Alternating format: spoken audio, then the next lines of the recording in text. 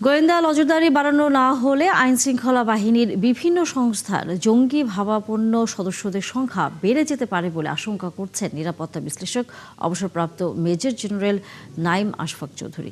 তিনি বলেন, জঙ্গি সম্পৃক্ততার বিষয়টি চিহ্নিত হওয়ার পরও একটি বাহিনীর কয়েকজন সদস্যের পালিয়ে যাওয়া পুরোপুরি গোয়েন্দা ব্যর্থতারই প্রমাণ। নজরদারি বাড়ানো সহ বাহিনীকে আরও আধুনিকায়নের তাগিদ দেন এই নিরাপত্তা বিশ্লেষক। মহিম মিজানের রিপোর্ট। গত বৃহস্পতিবার জঙ্গি হামলার আশঙ্কায় দেশের বিভিন্ন গুরুত্বপূর্ণ স্থাপনায় নিরাপত্তা জোরদারের তাগিদ দেয় পুলিশ সদর দপ্তর। সেই চিঠিতে চাকরিচ্যুত 2 সেনা সদস্যের কথা উল্লেখ করা হয়। পরে বিভিন্ন সংবাদ মাধ্যম থেকে জানা যায়, নিষিদ্ধ জঙ্গি সংগঠন তেহরিকি তালেবান পাকিস্তান টিটিপির সাথে সম্পৃক্ত বিমান বাহিনীর চট্টগ্রাম ঘাঁটি থেকে নিখোঁজ একজন ওয়ারেন্ট অফিসারের সন্ধান পাওয়া যায়। বিমান বাহিনীর অভ্যন্তরীণ উগ্রবাদীর সংশ্লিষ্টতা খতিয়ে দেখতে শুরু হয় ব্যাপক তদন্ত। এরপর গেল এক সপ্তাহে বিমান বাহিনীর 20 জনেরও বেশি সদস্যকে আটক করা হয়। এর মধ্যে এক ওয়ারেন্ট অফিসার ছাড়াও আছেন 2 জন স্কোয়াড্রন লিডার, 10 জন জুনিয়র কমিশনড অফিসার ও বিমান সেনা ও একজন ইমাম। নিরাপত্তা বিশ্লেষক অবসরপ্রাপ্ত মেজর জেনারেল নাইম আশফাক চৌধুরী বলেন, এটা এক ধরনের অশনি সংকেত।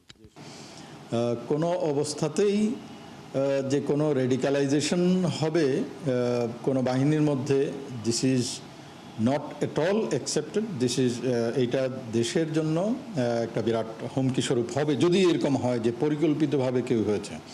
বাট ইনসিডেন্টালি কেউ যদি আবেশিত হয়ে যায়, সোশ্যাল মিডিয়ার যুগে বিভিন্ন তথ্য উপাত্ত বা বিভিন্ন ধরনের ইনস্টিগেটিভ এক ধরনের কথাবার্তা যেগুলো থাকে, সেটাকে হয়তোবা একটা বিচ্ছিন্ন ঘটনা হিসাবে নেওয়া যেতে পারে। প্রাথমিক তদন্তে জানা যায়, কার কতটুকু জঙ্গি সংশ্লিষ্টতা রয়েছে তা এখনো যাচাই করা হচ্ছে। তদন্তে আরও বেরিয়ে আসে, এর আগে এ ঘটনার সঙ্গে জড়িত থাকতে পারেন এমন অন্তত 6 জন ওয়ারেন্ট অফিসার বর্তমানে দেশের বাইরে রয়েছেন। ধারণা করা হচ্ছে তারা তুরস্ক, পাকিস্তান, নিউজিল্যান্ড ও পর্তুগালে পালিয়ে গেছেন, যা তদন্ত প্রক্রিয়াকে আরও জটিল করে তুলেছে। যারা পালিয়ে গিয়েছে কোন জায়গা থেকে, তারা কি বেস থেকে পালিয়ে গেল নাকি ছুটিতে ছিল সেখান থেকে পালিয়ে গেল,